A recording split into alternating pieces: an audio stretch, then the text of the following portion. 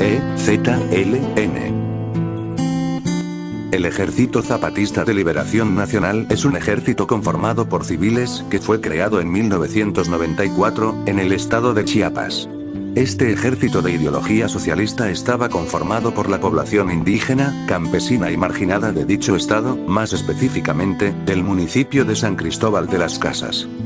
Estas personas se levantaron en armas, debido al nuevo Tratado de Libre Comercio firmado por Carlos Salinas de Gortari, en donde prácticamente les dejaba el terreno libre a Estados Unidos y Canadá para que literalmente se aprovechen de México. El ejército conformado por civiles adoptó un pasamontañas como símbolo, ya que ellos decían algo como: si el gobierno hace sus cosas y no da la cara, ¿por qué lo vamos a hacer nosotros?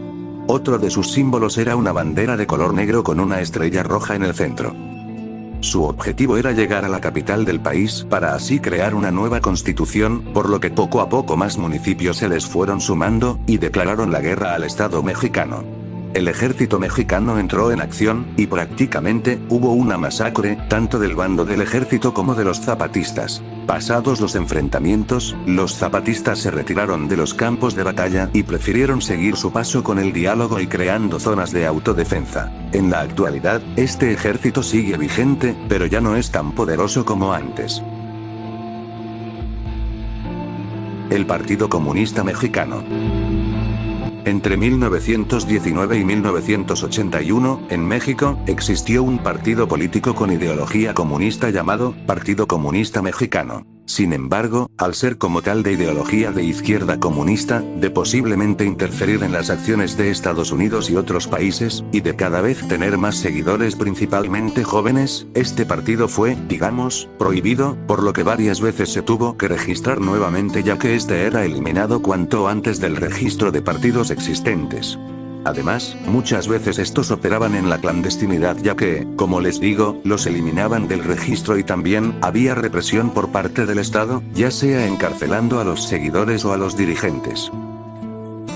Uno de los momentos de más tensión para este partido, sus dirigentes, seguidores, y también para México en general, fue el 2 de octubre de 1968. La masacre de la Plaza de las Tres Culturas fue un evento muy oscuro en México, y mucho de lo sucedido es clasificado, por lo que no se sabe realmente lo que pasó más allá del asesinato de los estudiantes en Tlatelolco. Pero algo que sí se sabe, es que el gobierno mexicano, le echó la culpa al Partido Comunista de incitar una masacre, y además, también los culpó de abrir fuego contra soldados mexicanos, por lo que, después de lo sucedido en Tlatelolco, se comenzó con la persecución política para capturar a dirigentes y seguidores del Partido Comunista, persecución que derivó en la llamada Guerra Sucia. Otro pasaje poco conocido de México. El supercañón que salvó a México. Era el inicio del siglo XIX, aún no iniciaba la Revolución Mexicana, y Estados Unidos seguía con sus ideales expansionistas. Estados Unidos estaba interesado en crear un canal interoceánico que conectara al Océano Pacífico con el Atlántico, y su construcción más próxima era el Istmo de Tehuantepec, en el sur de México. Al principio, Estados Unidos quiso comprar los territorios de Oaxaca, Veracruz y Tabasco, pero México se negó. El presidente Porfirio Díaz sabía que Estados Unidos no se rendiría tan fácilmente y que probablemente querría invadir al país, por lo que le encargó al general Manuel Mondragón la defensa de la nación, y así fue. Mondragón ordenó blindar los puertos de Salina Cruz en Oaxaca, y Puerto México, hoy llamado Coatzacoalcos, en Veracruz. Mondragón pensó que Estados Unidos atacaría por Oaxaca primero, así que ordenó crear un arma ultra secreta para defender este territorio. Mientras tanto, Estados Unidos encargó a William Walker la tarea de adueñarse de los territorios mexicanos, por lo que el susodicho llegó a México, se puso a comprar terrenos en el Istmo para después hacer que estadounidenses los habitaran y posteriormente, declararan la independencia. Pero Porfirio Díaz ya se la sabía, por lo que ordenó desplegar al ejército mexicano. William Walker, al enterarse escapó rápidamente de México, abandonando a sus compatriotas, que posteriormente también escaparon de México. Después de este suceso, Estados Unidos no perdería más el tiempo, y desplegó a su marina en el puerto de Salina Cruz, tal y como Mondragón lo predijo. Primero se intentó hablar con los marineros extranjeros, pero estos no respondían a las señales y seguían avanzando. Entonces Mondragón se puso en acción. Con sus 11 artilleros que tenía en ese momento ordenó utilizar el arma secreta, la cual era un cañón gigante con un alcance de 15 kilómetros. Primero hicieron un disparo de advertencia, pero los estadounidenses siguieron avanzando, entonces se hizo un segundo disparo que acertó en la proa de un acorazado, que lo terminó hundiendo. Al ver esto, los estadounidenses decidieron no seguir avanzando ya que a este paso, todos sus barcos serían hundidos.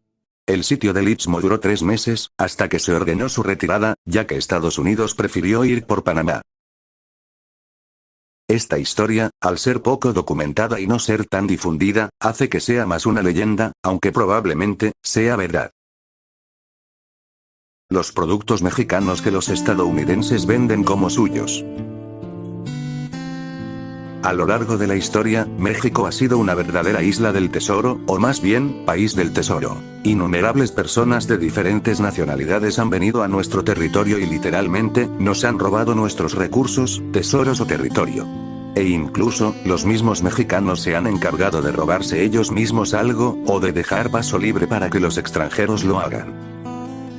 Les pondré unas imágenes y ustedes me dirán qué país inventó cada cosa. Bueno, para los que no sabían, México ha sido el creador de estos productos. Las palomitas de maíz ya se hacían desde tiempos prehispánicos, e incluso el chicle, o goma de mascar también. Lo que pasa aquí es que los gringos toman estos productos y los modifican, y posteriormente los hacen por millones para comercializarlos. La flor de Nochebuena, si bien, no es que México la haya inventado, sí es una planta nativa de México, y que en el siglo XIX, un hombre estadounidense llamado Robert Poinsett, además de querer derrocar al gobierno de Agustín de Iturbide, también quiso enseñar al mundo que la flor de Nochebuena era un producto estadounidense, diciéndole a sus paisanos y a otras personas, que esta flor solo crecía en Estados Unidos, cuando en realidad, esta flor es nativa de México y ya se utilizaba para las festividades en tiempos prehispánicos. En estos tiempos, también ha surgido la idea de que los tacos son comida estadounidense. Casi todo el mundo sabe que los tacos son mexicanos, pero sabiendo que Estados Unidos es uno de los países más ignorantes del mundo, no sorprende que algunas personas de su población piensen que los tacos son estadounidenses.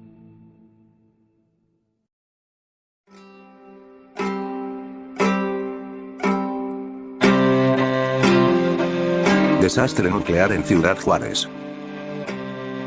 En 1977, en Chihuahua, durante el gobierno de López Portillo, tuvo lugar uno de los desastres nucleares más grandes del continente, y tal vez del mundo, tal vez incluso más grande que el de Chernobyl, debido a las condiciones de la situación y la forma en la que fue tratada. En Ciudad Juárez, Chihuahua, el Dr. Abelardo Lemos y sus socios del Centro Médico de Especialidades compraron una máquina de radioterapia de cobalto 60 a los Estados Unidos. Sin embargo, al no haber personal autorizado en México para trabajar con esta máquina, pues esta solo quedó arrumbada en un almacén. 6 años después, el 6 de diciembre de 1983, el jefe del hospital les dijo a 2 trabajadores que necesitaban dinero, que sacaran la máquina, la desmantelaran y la vendieran como fierro viejo. Al desmantelarla perforaron el cilindro que contenía los balines de cobalto 60, creando una abertura en donde los balines podrían salirse. Después de desmontarla, la subieron a una camioneta y la vendieron a un depósito de chatarra por solo 1.500 pesos. Durante el transporte, muchos de los balines radioactivos se fueron esparciendo por el camino, y lo que quedó dentro de la máquina se combinó con el demás metal del depósito de chatarra. Metal que después se fundiría para crear varillas de acero para la construcción de edificios, mismas que fueron enviadas a más de la mitad de los estados de la República Mexicana, y también a Estados Unidos. En Nuevo México, se detectaron altos niveles de radiación provenientes de las varillas que venían de México, por lo que Estados Unidos alertó al gobierno mexicano. Después de las investigaciones realizadas por Estados Unidos, se encontró la pieza más radiactiva, la cual era la camioneta en donde se transportó la máquina, y que estaba estacionada en la colonia Alta Vista, ahí en la calle, en donde las personas caminaban y los niños salían a jugar. Además, los balines de cobalto que se regaron contaminaron toda la ciudad. México no tenía personal autorizado ni capacitado para hacer la recolección y limpieza de las zonas afectadas, entonces, el presidente en turno, pidió de favor a Estados Unidos que ayudara a México a limpiar, pero de una forma discreta, para no dañar la imagen pública de un México autosuficiente. Los desechos fueron recolectados, guardados en simples bolsas de plástico, y una parte de estos desechos fueron enterrados en una zona del desierto mexicano conocido como el Vergel, sobre un acuífero y sin avisar a alguien, además de que solo eran pocos metros bajo tierra. Y la otra parte en zonas de Hidalgo, Estado de México y Sinaloa. A este desastre nuclear se le conoce como Incidente Cobalto 60. El tesoro de Moctezuma. Abajo del zócalo de la Ciudad de México, yace tal vez una ciudad aún más impresionante, pero también, yace un tesoro de invaluable valor.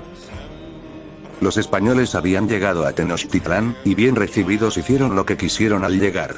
Hernán Cortés y sus capitanes se pusieron a husmear en los palacios y templos de Tenochtitlán, en donde según cuenta Bernal Díaz del Castillo, que en el palacio de Axayacatl, padre de Moctezuma, encontraron una puerta oculta, la cual abrieron a la fuerza, y al entrar, encontraron una habitación llena de oro y piedras preciosas, la cual fue saqueada tanto por españoles como por sus aliados indígenas.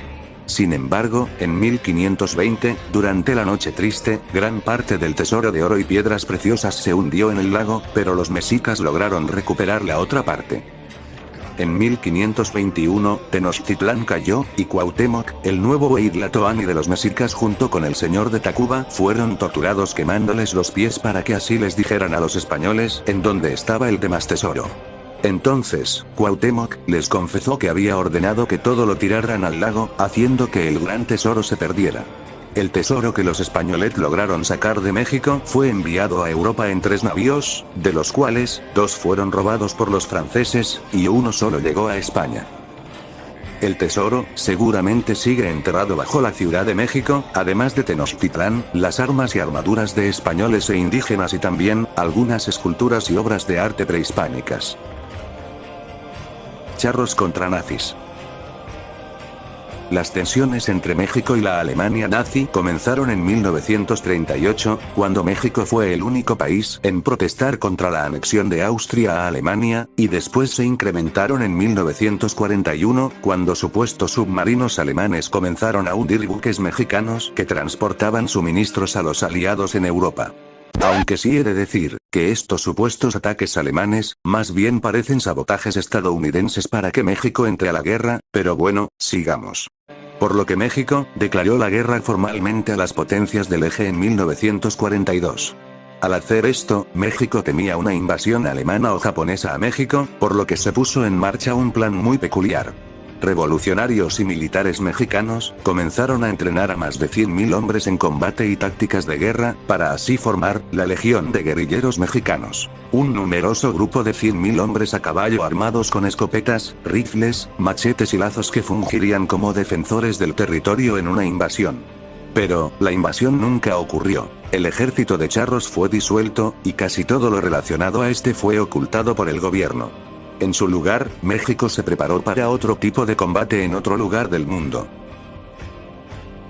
La Biblioteca de Tenochtitlán.